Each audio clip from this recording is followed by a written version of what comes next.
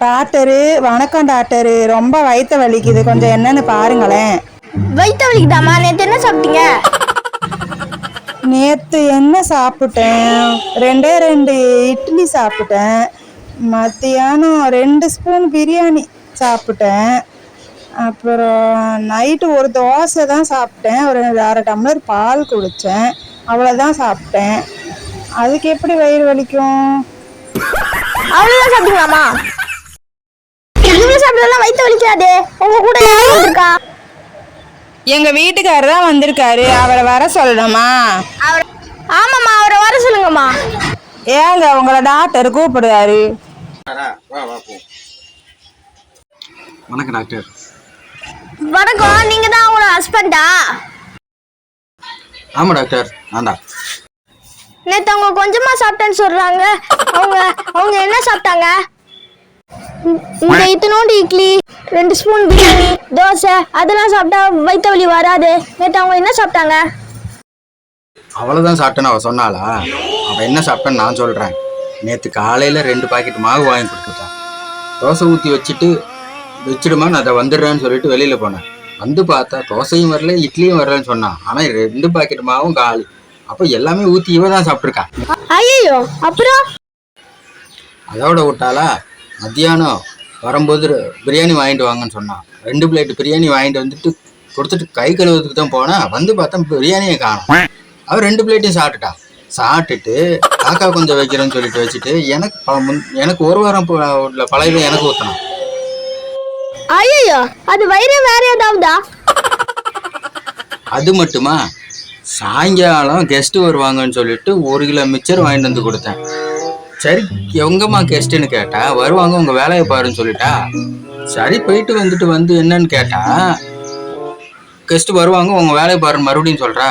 சரின்னு பார்த்தா வெளியில வந்து பார்த்தா மிச்சரோடைய பாக்கெட் மட்டும் கிடக்குதா. அப்போ 1 கிலோ மிச்சரும் இவளே தின்றுருக்கா. அப்போ வயிறு வலிக்காம என்ன செய்ய?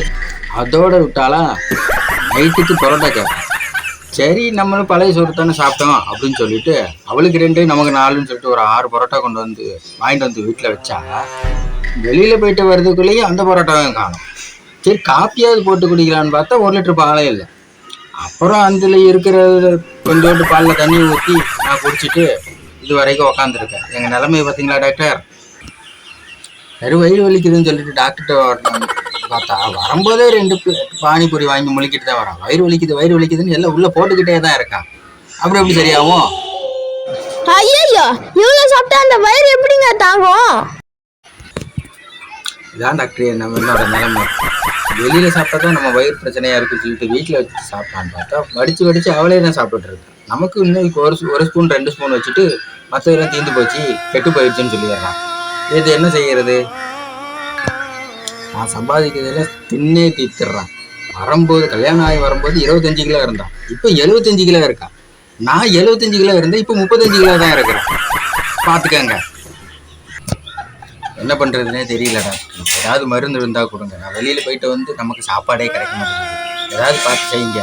சரி, நீங்கள் ஒன்றும் கவலைப்படாதீங்க. நான் ஒரு ஆயின்மெண்ட் தரேன். அந்த ஆயின்மெண்ட்டை அவங்க சாப்பாட்டில் மிக்ஸ் பண்ணி கொடுத்துருங்க.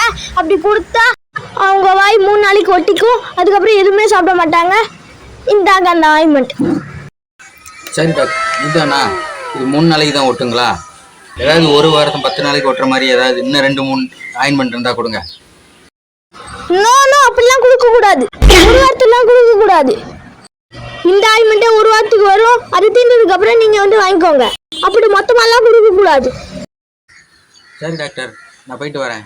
அப்படியே அவகிட்ட 4 வார்த்தை சொல்லிடுங்க. சரி, நான் சொல்லிடுறேன். சொல்லுங்க டாக்டரு, என் வயிற்று வலிக்கு ஏதாவது மருந்து இருக்கா டாக்டரு? ஆமாம்மா, உங்கள் வீட்டுக்கு எடுத்து கொடுத்துருக்கேன். அதை சாப்பாட்டில் மிக்ஸ் பண்ணி சாப்பிட்டா உங்கள் வயிற்று வலி சரியாயிடும்.